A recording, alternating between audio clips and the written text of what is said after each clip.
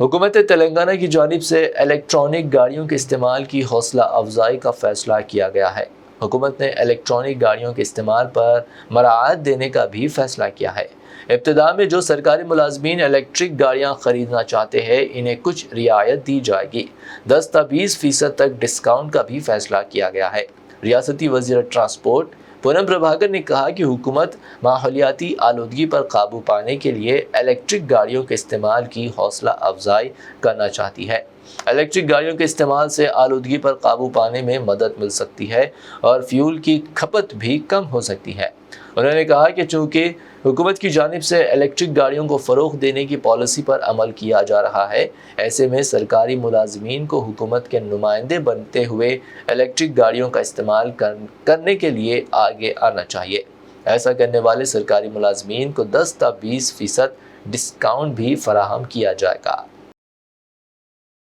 బాధ్యతగా బ్రాండ్ అంబాసిడర్లుగా ఎందుకంటే నేను చీఫ్ సెక్రటరీ గారిని అదేవిధంగా డీజీపీ గారిని కూడా రవాణా శాఖ తరఫున ఇంతకుముందే కోరడం జరిగింది। అది జిల్లా కలెక్టరేట్లు కావచ్చు, ఆర్డీఓ కార్యాలయాలు కావచ్చు, లేకపోతే పోలీస్ ఎక్కడైనా కూడా EV charging station even tourism places hospitals కావచ్చు పబ్లిక్ ప్లేసెస్లలో ఛార్జింగ్ స్టేషన్లు ఏర్పాటు చేయడానికి అవకాశం ఉంటుంది అనేటువంటి ఆలోచనతో కానీ హైదరాబాద్లోనే ఉన్నటువంటి ఉద్యోగస్తులకు ఎక్కువగా జనరల్ ఇంటి నుంచి ఆఫీస్ నుంచి ఇంటికి పోయేటువంటి సందర్భంలో కానీ జిల్లాలకు పోయేటప్పుడు కానీ ఈవీ వెహికల్స్ వాడుకునే విధంగా ప్రోత్సాహం ఇవ్వాలని నేను మొత్తంగా మ్యానుఫ్యాక్చరర్స్ కోరినప్పుడు ముందుగా మహీంద్రా కంపెనీ తమ కార్లకు సంబంధించిన వివిధ రకాలుగా వాళ్ళు కంపెనీ వాళ్ళు కూడా దానికి సంబంధించిన డీటెయిల్స్ ఇస్తారు।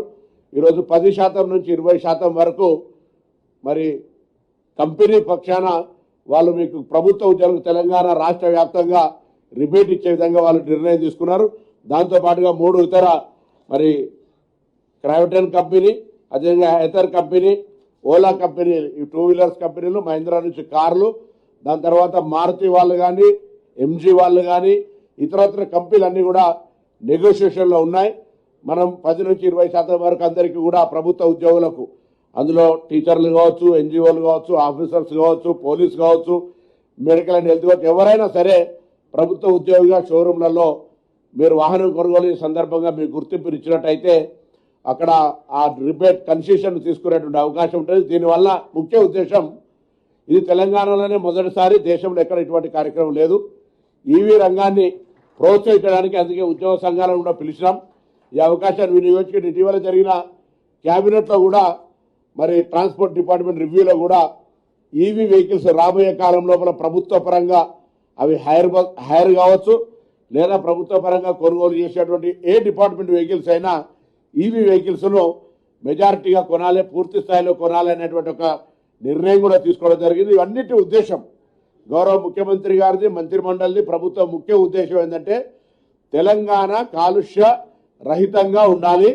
ముఖ్యంగా హైదరాబాద్లో ఉన్నటువంటి వాతావరణ సూచికను ప్రజలు ఎటువంటి ఆరోగ్య హానికరం లేకుండా ఉండే విధంగా మరి ఆ ప్రయత్నం చేస్తున్నారు। ఇప్పటికే హైదరాబాద్ క్యూర్ ఏరియా లోపల ఎలక్ట్రికల్ బస్సుల్ని మరి ప్రవేశపెట్టడంతో పాటుగా ఈవీ ఆటోలు, ఎల్పిజి, సిఎన్జి ఆటోలకు ఇస్తూ ఇంకా గ్యాస్, పెట్రోల్ ఆటోలన్నిటినీ ప్రభుత్వ పరంగానే రెట్రోఫిట్ చేయించి క్యూర్ ఏరియా లోపు ఒక్క ఆటో కూడా డీజిల్, పెట్రోల్ లేకుండా ఉండే విధంగా నిర్ణయం తీసుకోవడం జరిగింది।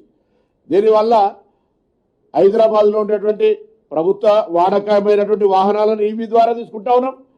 దాంతోపాటుగా ఇతర ప్రైవేటు కమర్షియల్ వెహికల్స్ కూడా అంతా ఈవీ వైపు మరి ఇచ్చే విధంగా చేస్తూనే దాని తర్వాత రెడ్కో సంస్థ ద్వారా కూడా ఈ బ్యాటరీ ఛార్జింగ్ స్టేషన్స్ పెట్టడం అవసరం ఉంటుంది। వెహికల్స్ సంఖ్య పెరిగిన తర్వాత ట్రాన్స్పోర్ట్ మన డిస్ట్రిక్ట్స్లో వెళ్ళేటప్పుడు కానీ ఎక్కడ కానీ ఇబ్బంది లేకుండా ఉండాలనేటువంటి ఆలోచనతో ఈ కార్యక్రమం తీసుకుంటున్నాం। ఇవన్నీ కూడా మనం ఇది ఒక ఈవీ హబ్గా ఇండియాకు సంబంధించే ఒక ఈవీ హబ్గా ఇక్కడ హైదరాబాద్లో మరింత ప్రొడక్షన్, కన్జంప్షన్ జరుగుతూ ఉంది।